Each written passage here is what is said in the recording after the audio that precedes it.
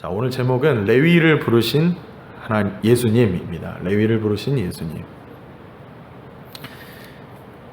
이 어부였던 베드로와 야고보와 요한을 제자로 부르신 예수님이 이번에는 가버나움을 돌아다니시다가 로마의 세관원으로 있던 레위를 찾아가십니다. 레위.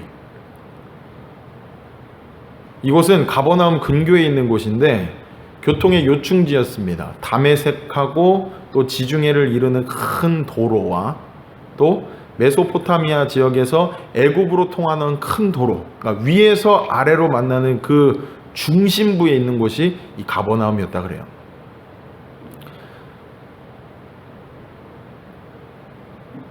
여기에 레위가 세관에 앉아 있었다고 합니다. 세관. 27절 29절에 보니까 그 후에 예수께서 나가사 레위라 하는 세리가 세관에 앉아 있는 것을 보시고 나를 따르라 하시니 그가 모든 것을 버리고 일어나 따르니라. 레위가 예수를 위하여 자기 집에서 큰 잔치를 하니 세리와 다른 사람이 많이 함께 앉아 있는지라. 이렇게 얘기합니다. 유대인의 자료에 따르면 이 세리는 두 계층으로 나눈다고 합니다. 그러니까 계층이라기보다는 그 업무가 좀 다른 거죠. 한쪽은 일반적으로 사람들에게서 세금을 걷는 거, 그러니까 일반 세무서처럼 이렇게 세금을 걷는 것과 또 한쪽에서는 뭐 다리나 운하 이런 국도에서 통과세를 걷어들이는 겁니다. 톨게이트처럼. 근데 이 세리 레위가 세관에서 근무를 했던 거예요. 근데 유대인들은 이 두 놈 다 나쁜 놈들이지만 그 중에서 이 후자 쪽을 더 증오했다고 합니다. 왜냐하면 왔다 갔다 하면서 마음에 들지 않으면 통행세를 자기 맘대로 올렸다가 내렸다가 이거를 너무 급격하게 할 수 있으니까요. 자기 마음대로 하는 겁니다. 그런데 그 레위를 보시고 예수님이 레위를 보시고 나를 따르라고 말씀해 주시는 거예요. 지나가시다가 여기서 보시고라는 단어가 있는데 이 단어가 그냥 지나쳤다 이런 뜻이 아니고 눈여겨보다라는 뜻입니다. 눈여겨보다. 그러니까 지나가시면서 이미 마음에 찜해 놓으신 거예요. 레위를. 베드로를 찜하신 것처럼 레위도 찜하고 있다가 지나가시면서 레위를 주의 깊게 살피시고 그를 특별히 골라내 셨다는 것을 알 수 있는 거죠. 그리고 그 부르심에 레위는 즉각적으로 모든 것을 버리고 일어나서 따랐다 이렇게 말합니다. 그리고 레위는 예수님을 위하여서 사람을 불러 모으고 자기 집에 큰 잔치를 베풀었다고 하죠. 자, 사람들이 많이 모였습니다. 근데 거기에는 예수님을 진정으로 따르고 사모하는 자들만 모인 게 아니라 바리새인들과 서기관들도 그 자리에 모였다는 거예요. 그리고 그들이 예수님을 크게 비방했다는 겁니다. 자, 30절 한번 읽어봅니다. 같이 시작. 바리새인과 그들의 서기관들이 그 제자들을 비방하여 이르되 너희가 어찌하여 세리와 죄인과 함께 먹고 마시느냐 이렇게 얘기하는 거예요. 왜 그랬을까요? 왜? 이 레위의 직업이 세리였기 때문입니다. 딴 거 없어요. 그냥 세리였기 때문이에요. 자기들의 피 같은 돈을 거두어서 로마 정부에 바치는 이 매국노와 같은 세리가 겸상하는 것 자체가 싫었던 거죠. 그들 눈에는 세리라는 이 족속들이 회개할 수 없는 존재들이고 구원받을 수 없는 존재들인 겁니다. 천인공노할 놈들. 아마 레위 자신도 그걸 잘 알고 있었던 것 같아요. 그래서 하나님께로부터 난 멀리 왔으니 난 결코 돌이킬 수 없을 것이다. 아마 이런 자괴감에도 빠져 있었겠죠. 자, 그런데 우리가 다 알고 있듯이 신약성경 제일 맨 앞에 누구의 복음서가 기록되어 있습니까? 누구의 복음서가 기록되어 있죠? 마태의 복음서가 기록되어 있습니다. 이 마태가 바로 레위라는 거예요. 이 레위가 바로 마태입니다. 사람들이 보기에 심지어 자기 자신이 보기에도 나는 결코 구원받을 수 없는 존재야 라고 할 수 있지만 예수님이 택하시고 부르시니까 그 누구보다도 훌륭한 하나님의 백성, 예수님의 제자가 되었다는 겁니다. 예. 자, 우리도 레위처럼 예수님을 믿기 이전에 과거를 다 가지고 있는 사람들입니다. 죄인이었던 과거. 그러나 그 과거가 하나님의 택하심을 받는 조건이 되지는 못하는 거죠. 하나님이 한 영혼을 택하시고 부르시고 그를 위하여 아들 예수 그리스도까지 내어주신 그 사랑을 베푸신 거, 이건 어디까지나 하나님의 주권이기 때문입니다. 내가 잘났기 때문에 택함을 받는 것도 아니고 내가 못났다고 해서 버림받는 것도 아니에요. 또 어떤 사람은 이렇게 얘기합니다. 그 복음을 내가 쟁취할 수 있어. 그런 것도 아닙니다. 오직 내가 하나님께 택함받고 구원받을 수 있는 것은 예수 그리스도를 믿음으로 말미암아 얻게 되는 구원이라는 겁니다. 그래서 우리는 그 예수님 앞에 모든 것들을 내어놓고 은혜를 구할 수 있는 거예요. 그럴 때 하나님 앞에서 교만한 자들은 주님이 징계로 낮추시지만 죄로 인하여 괴로움과 슬픔과 아픔으로 신음하면서 하나님께 엎드린 자들은 용서와 위로의 은혜를 반드시 베풀어 주신다는 겁니다. 그리고 그 사람이 성령으로 말미암아 거듭난 사람이란 것이죠. 죄를 깨닫는 것 자체가 성령의 임재하심 속에 가능한 거니까요. 자, 그러면서 예수님이 이렇게 답변하시는 거예요. 그들의 얼토당토 없는 비난에. 31절 32절입니다.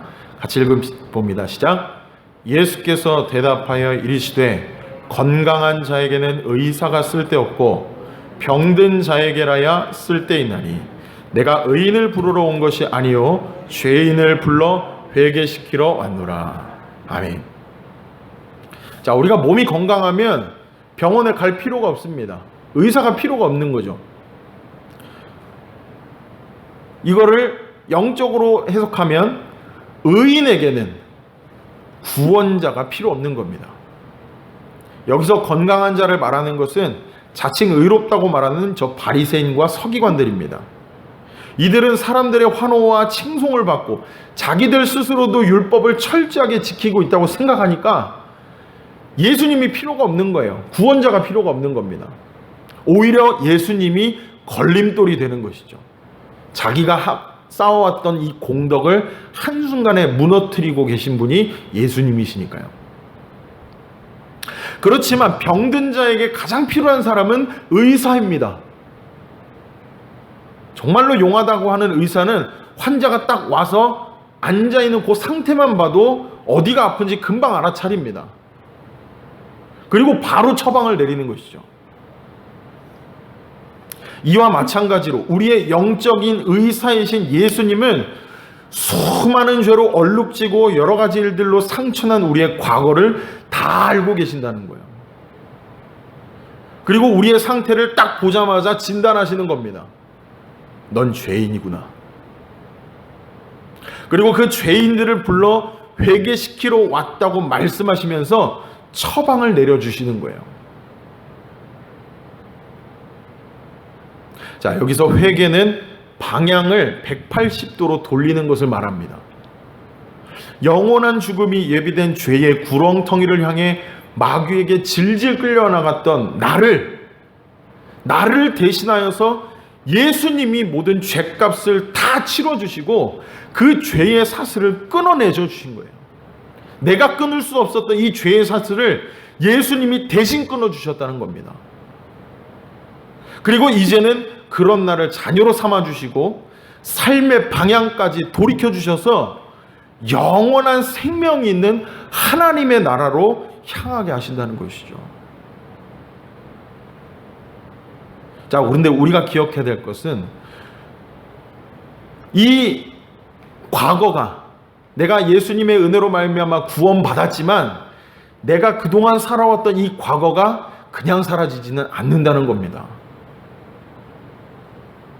하나님 나라 갈 때까지, 죽을 때까지 끝까지 쫓아다녀요.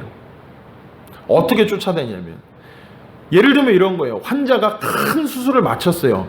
근데 바로 퇴원해서 뿅 하고 걸어다니는 게 아니죠. 대수술을 거친 사람이라면 일단 중환자실 들어가서 회복의 기미를 보이고 그 다음에 일반 병실로 옮깁니다. 그리고 회복이 빠르면 모르겠는데 또 늦춰지면 그만큼 입원 기간이 늘어나죠. 그것처럼 우리도 예수님의 은혜로 말미암아 대수술을 거치긴 했지만, 그리고 이제는 병균을 다 제거했지만 아직도 내 몸에 죄악들이 남아있다는, 기억하고 있다는 거예요. 죄의 습관을 아직도 기억하고 있다는 거예요. 또 한 가지는 이 마귀가 여전히 우리 주변에 존재하여서 우리의 실패와 잘못과 이 죄악을 끊임없이 생각나게 만듭니다. 너 원래 그런 놈이었잖아. 네가 그러고도 그리스도이냐? 너 옛날에 했던 걸 생각해봐. 네가 그리스도이냐? 이거를 자꾸 생각나게 하는 거예요. 그러면서 매 순간 짓눌리게 만드는 거죠. 하나님을 보기보다 내가 이러고도 그리스도인인가? 난 왜 이러지? 자괴감에 빠뜨리게 만들고. 자, 그러면 이때마다 어떻게 해야 되냐는 것이죠. 입원했고 대수술도 거쳤고 이 입원실에서 회복의 기미를 보이고 있는데 낫지를 않는다. 그러면 또 가서 의사에게 보이면 되는 겁니다. 그럴 때마다 다시 죄를 직면하고 하나님 앞에 엎드려서 계속 회개하고 회개할 때, 그때마다 하나님이 용서와 회복의 은혜를 계속 베풀어 주신다는 것이죠. 이 약이 들지 않으면 저 약으로 하고, 또 이 약이 들지 않으면 또 저 약으로 바꾸고, 그래서 회복할 수 있도록 하나님께서 돕고 도우신다는 겁니다. 다윗도 그랬어요. 다윗이 밧세바를 범하는 끔찍한 죄를 지었지만 하나님이 나단 선지자를 통하여 자신의 죄를 깨닫고 회개하게 하셨습니다. 대수술을 거쳤어요. 자, 그때 그럼에도 불구하고 이 다윗이 계속 회개합니다. 너무 괴로운 거예요. 시편 51편 1절 3절에 이렇게 고백합니다. 하나님이여 주의 인자를 따라 내게 은혜를 베푸시며 주의 많은 긍휼을 따라 내 죄악을 지워주소서. 나의 죄악을 말갛게 씻으시며 나의 죄를 깨끗이 제하소서. 물은 나는 내 죄과를 아오니 내 죄가 항상 내 앞에 있나이다. 다윗이 밧세바 범하고 이 시를 기록하면서 자기 죄를 다 쏟아낸 겁니다. 하나님, 저 원래 이런 놈입니다. 제가 너무 교만했습니다. 주님 용서하여 주옵소서. 근데 이때뿐이었을까요? 그 인생 전체에 이 기도의 내용이 계속 이어진다는 거예요. 자기 아들들이 자기를 반역하고 요압이 자기를 배반하고 이런 사건들을 거칠 때마다 이 기도가 계속 나왔다는 거예요. 하나님, 저는 죄인입니다. 주님 나를 고쳐주옵소서. 이 악의 구렁텅이에서 저를 끄집어내어 주옵소서. 계속 이 기도를 반복하는 것이죠. 그러면 그럴 때마다 하나님이 어떤 결과로 우리 다윗에게 베풀어 주십니까? 항상 감사와 기쁨과 회복의 열매를 맺히게 하신다는 거예요. 우리가 다윗의 시편을 읽어보아도 앞에 악한 영들에 대해서, 악한 원수들에서 욕하고 저주하고 하나님 앞에 회개하고 눈물 콧물 다 짜고 해도 마지막에는 꼭 감사로 끝납니다. 회복하실 것을 믿습니다. 확신의 메시지로 끝나는 게 다윗의 시편이에요. 이처럼 하나님을 의지할 때 매번 넘어지고 깨지고 할지라도 하나님은 항상 회복하시고 평강을 주시고 기쁨을 주신다는 거예요. 이게 그리스도인들의 가장 큰 행복이겠죠. 저와 여러분들은 의사이신 예수님의 그 희생과 보혈의 피로 대수술을 받은 완전하고 새로운 피조물입니다. 이제 완전히 변화된 거예요. 자, 고린도후서 5장 17절이 이렇게 말씀합니다. 그런즉 누구든지 그리스도 안에 있으면 새로운 피조물이라. 이전 것은 지나갔으니 보라 새 것이 되었도다. 저와 여러분들이 이 믿음 안에서 자라가기를 소망합니다. 아멘. 근데 안타깝게도, 정말 안타깝게도 많은 그리스도인들이 아직도 이 죄악의 삶에 대해서 뿌리를 뽑지 못한다는 겁니다. 뿌리를 뽑지 못한다는 거. 저도 그렇고요. 그 죄악을 맨날 반복하는 거예요. 어제는 잘 살아왔다고 자부하지만 오늘 아침 일어나면 또 그 죄를 짓는 게 우리 자신인 거죠. 근데 이런 말이 있더라고요. 하나님이 여러분을 하수구에서 건져내셨다면 그곳에 다시 들어가 헤엄치는 것은 어리석은 일입니다. 이렇게 얘기를 합니다. 하수구 진짜 더럽죠. 유튜브에서 그 하수구 청소하는 컨텐츠로 하는 데가 봤는데 매번마다 기름기가 끼고 이물질이 끼고 너무 더러워요. 근데 그 더러운 하수구로 온갖 오물이 모이는 그 더러운 곳으로 또다시 헤엄치러 들어간다고 생각해 보십시오. 얼마나 어리석고 얼마나 멍청한 짓입니까? 근데 우리가 구원받았다고 함에도 불구하고 맨날 죄를 반복하는 것이 바로 그와 같다는 거예요. 너무나도 부끄러운 것이죠. 이제는 마귀에게 속지 말고 죄인을 불러 회개시키러 오신 예수 그리스도를 믿음으로 말미암아 참된 자유를 매 순간마다 누리신 저와 여러분들 되시길 바랍니다. 아멘. 33절입니다. 함께 읽습니다. 시작. 그들이 예수께 말하되 요한의 제자는 자주 금식하며 기도하고 바리새인의 제자들도 또한 그리하되 당신의 제자들은 먹고 마시나이다. 되게 뜬금없어요. 갑자기 이 사람들이 예수님을 또 비난하겠다고 금식에 대해서 얘기를 꺼냅니다. 왜 이런 얘기를 했을까요? 예수님 당시에 이 금식이 아주 일반화되어 있었기 때문이에요. 어느 정도에는 한번 들어보세요. 이게 그러니까 왜 이 얘기를 꺼냈냐면 예수님이 멋진 답변으로 그들의 말문을 확 막히게 하시니까 바리새인들과 서기관들이 이제 금식을 가지고 트집을 잡는 겁니다. 잡을 게 없으니까 금식이라도 잡아야겠다. 왜냐하면 원래 유대인들에게는 1년에 한 번 대속죄일 7월 11일입니다. 그날에 아침부터 저녁까지 오전 6시부터 저녁 6시까지 금식을 했다고 해요. 이건 하나님이 율법으로 명하신 거기 때문에 엄하게 지켜야 되겠습니다. 근데 이 외에도 국가의 재난이나 아니면 병이 들었을 때, 개인적으로 병이 들었을 때, 아니면 애곡할 일이 있을 때, 회개할 일이 있을 때, 위험이 임박했을 때, 뭐 재앙을 기념할 때나 기근 때도 이 금식을 실행했대요. 근데 여기서 또 끝이 아니에요. 더 늘어납니다. 이 이스라엘 백성들이 바벨론 포로 생활을 거칠 때 희생제사를 드릴 수가 없었기 때문에 그 결과로 자기들이 당한 재앙에 대해서 애도와 회개와 하나님께 구원을 요청하는 의미로 금식을 다시 시작했다는 거예요. 더 늘렸습니다. 금식을. 예루살렘의 파멸과 관련해서 4일을 진행을 했는데 이런 게 있대요. 성전이 불탄 날을 기념해서 금식하고, 그달리아가 피살당한 것을 기념하며 금식하고, 성전이 포위당한 걸 위해서 금식하고, 성전이 함락된 것에서 기도하고. 이외에도 또 뭐가 있었냐면 바리새인들은 모세가 율법을 받으러 올라간 날이 목요일이었대요. 그리고 그거를 가지고 온 날이 월요일이었답니다.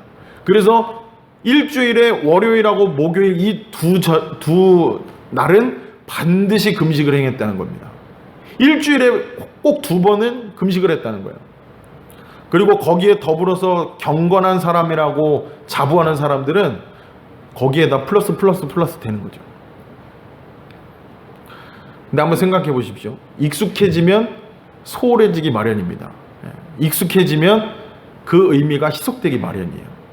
개인의 경건을 드러내기 위한 하나의 과시행위로 전락해버리게 된 겁니다. 그러니까 예수님이 이 금식에 대해서, 그들이 하는 금식에 대해서 싫어하셨던 거죠. 자, 어쨌든 간에 이렇게 자기들이 아주 경건하게 금식 생활을 잘 하고 있는데, 자주 하고 있는데, 저 예수의 제자들은 왜 지키지 않느냐? 이거 가지고 비난을 하는 겁니다. 되게 치사하죠. 자기들의 무기인 율법을 가지고 이 세리, 레위, 마태를 찍어 누르질 못하니까, 예수님 방패막이가 되시니까 이제는 예수님의 제자들을 찌르려고 나서는 겁니다.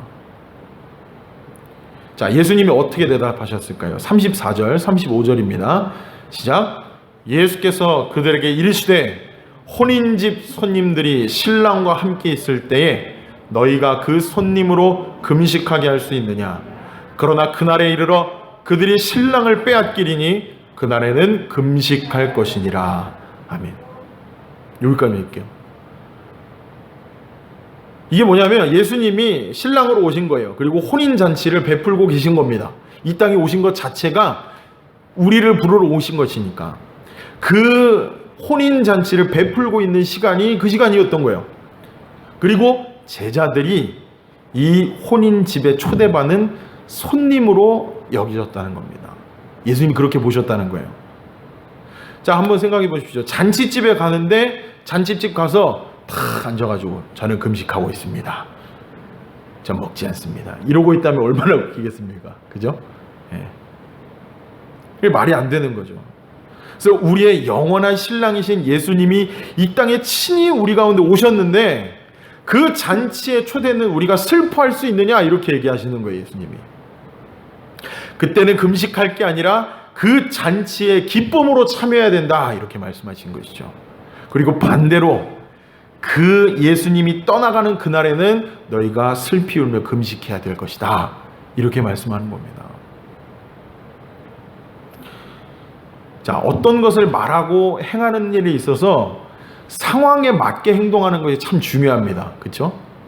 엄한 행동을 하면 지혜롭지 못한 사람이죠. 어떤 일이 과거에는 유용했을지 몰라도 현재에는 필요 없을 수도 있습니다. 또 저 사람에게는, 그러니까 나에게는 좋아하는 일일지 몰라도 저 사람에게는 필요 없는 일일 수도 있는 거고, 선물 줄 때 그렇죠. 그래서 예수님은 이 바리새인들과 서기관들에게 과거의 방식에 매이지 말아야 된다, 이것을 두 가지 비유로 설명하고 계신 거예요. 자, 36절 39절 다 같이 읽어봅니다. 시작. 또 비유하여 이르시되 새 옷에서 한 조각을 찢어 낡은 옷에 붙이는 자가 없나니 만일 그렇게 하면 새 옷을 찢을 뿐이요 또 새 옷에서 찢은 조각이 낡은 것에 어울리지 아니하리라. 새 포도주를 낡은 가죽 부대에 넣는 자가 없나니 만일 그렇게 하면 새 포도주가 부대를 터뜨려 포도주가 쏟아지고 부대도 못 쓰게 되리라. 새 포도주는 새 부대에 넣어야 할 것이니라. 묵은 포도주를 마시고 새 것을 원하는 자가 없나니 이는 묵은 것이 좋다 함이니라. 아멘. 찢어진 옷을 수선하려고 새 옷의 일부를 붙이진 않습니다. 그죠? 왜냐하면 새 옷도 망하고 찢어진 옷도 제대로 수선이 안 되기 때문이죠. 또 이미 많이 늘어져 버린 너덜너덜한 그 포도주 부대에 새 포도주를 넣으면 발효되면서 그 부대가 터져 버릴 거예요. 버티질 못하니까요. 그래서 새 옷이나 새 부대가 있다는 것은 어쨌든 이전에 쓰던 것이 있었다는 것을 암시하는 거죠. 그럼 옛 것이 뭐냐? 바로 율법이라는 거예요. 율법. 예수님 이전의 이스라엘은 이 율법의 시대를 살았습니다. 예수님이 오시기 전에는 인간이 율법을 지킴으로 스스로 거룩하게 될 수 있다고 여겨졌죠. 그리고 그게 하나의 명령이기도 했습니다. 죄를 멀리하여 너희의 거룩함을 지켜라. 그래서 어떤 병이 걸린 사람들이 있으면 진영 밖으로 내보냈다가 회복되면 다시 들어오고 이렇게 하잖아요. 그렇죠? 그런데 이제 하나님의 아들이신 예수님께서 오셔서 새로운 복음의 시대를 열어주셨다는 거예요. 죄인을 멀리하여 거룩함을 유지하려 했던 옛 시대는 지나가고 예수님이 친히 죄인을 불러주시고 용서하시고 회복하여 주셔서 이제 그들과 함께 하여 주시는 그런 시대가 열렸다는 것입니다. 죄인을 멀리하는 시대가 아니라 오히려 초대하는 시대가 도래했다는 거예요. 이 율법의 시대를 지나면서 사람들은 율법으로 아무리 죄를 멀리하려고 해도 거룩과 구원을 이룰 수 없다는 사실을 철저하게 깨달았습니다. 율법의 목적이 죄를 멀리하고 거룩하고 깨끗하게 하고 구원을 이루는 것이 아니라 인간이 죄로 오염된 죄인이라는 사실을 깨닫게 해주는 도구구나. 이거를 깨달았다는 거예요. 이거를.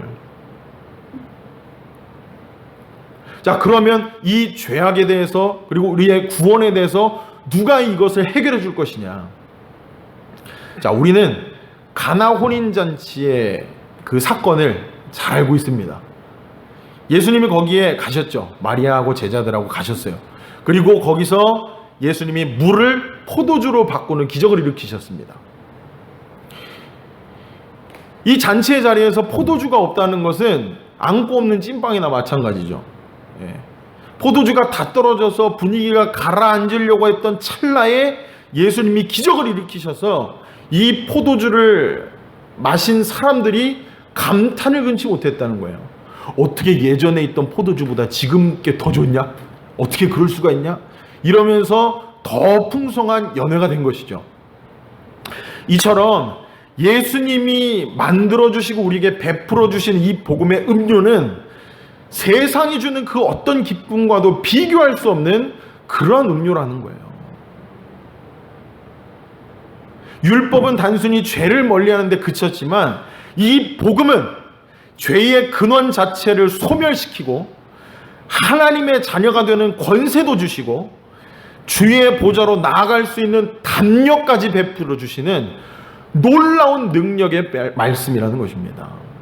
그렇기 때문에 이 복음을 어찌 우리가 사모하지 않을 수가 있다는 것입니까? 그렇기 때문에 우리는 이 새 포도주가 잘 발효되기 위해서 늘어지지 않은 새 부대를 준비해야만 하는 겁니다. 옛날엔 양가죽을 말려서 가죽 부대를 만들었다고 해요. 그 양가죽에다가 새 포도주를 담아서 발효를 시킨답니다. 발효시키면 그 가스들이 막 올라오죠? 그럼 부풀잖아요. 만약에 그 새 포도주를 발효시키면서 그냥 그 낡은 부대에 담았다면 가죽 부대가 버티지 못하고 터졌을 거예요. 근데 새 부대니까 견딜 수가 있는 것이죠. 오래 보관할 수 있는 겁니다. 그래서 새 부대는 새 포도주를 새 부대에 담아야 된다, 이렇게 말씀하는 거예요. 자, 우리는 가나 혼인잔치에서 그 포도주가 예수님의 복음인 걸 알았고, 그럼 새 부대는 뭐냐? 바로 저와 여러분들의 마음밭입니다. 마음인 거예요. 바리새인들은 옛 종교, 그 유대교에 아직도 머물러 있어서 예수님이 선포해 주시는 그 새로운 복음과 말씀을 받을 준비가 안 됐던 겁니다. 아예 받을 생각도 안 했고. 그런데 우리도 이러한 모습을 경계해야 된다는 것이죠. 이미 우리가 복음을 받아들인 자녀라고 할지라도 말입니다. 우리 안에는 이런 것들이 수두룩합니다. 고정관념이 있죠. 선입관이 있죠. 편견들이 있죠. 말씀을 해석할 때도 내 생각대로 판단할 때가 얼마나 많은지 모릅니다. 그런 것들이 예수님이 주시는 그 은혜를 가로막아 버릴 때가 너무나도 많은 거예요. 그래서 성령의 도우심을 구하여서 우리 안에 있는 이 마음의 묵은 땅을 기경하고 매일같이 옥토와 같은 밭으로 가꾸지 않으면 우리는 복음의 씨앗을 뿌리내리지 못하는 것입니다. 썩어 문드러질 거예요. 길가와 같은 밭이 되고 돌밭과 같은 마음밭이 될 겁니다. 항상 우리의 마음을 기경하시는 우리가 되길 바랍니다. 이렇게 준비된 마음밭에 복음의 씨앗이 뿌려질 때에야 30배, 60배, 100배의 성령의 열매들이 풍성하게 맺히게 된다는 것이죠. 예수님의 복음에는 폭발적인 힘이 있습니다. 왜냐하면 그 속에 영생이 있기 때문이에요. 영원한 생명이 있습니다. 문제는 뭐냐? 내 마음에 나의 낡은 구조, 내 생각과 내 습관과 내 지식과 내 경험이 진리를 가로막는 거, 이게 문제라는 거예요. 그러므로 내 마음을 바꾸고 내가 의인이라는 교만과 내가 교회를 오래 다녔다는 그런 교만을 다 내려놓고 매일매일 하나님 말씀 앞에 엎드리고 겸손히 낮아지면서 주님 저를 변화시켜 주시옵소서. 매일매일 개혁되게 하여 주옵소서. 이러한 은혜를 항상 바라고 나아가시는 저와 여러분들이 되시길 바랍니다. 바리새인들이 그걸 하지 못했고 레위는 그것을 했던 거예요. 저와 여러분들이 이 시간 기도할 때 그 마음 품고 주님 제 마음 바꿔 주시옵소서. 기경하여 주옵소서. 함께 기도하시길 바랍니다. 시간 함께 기도합니다.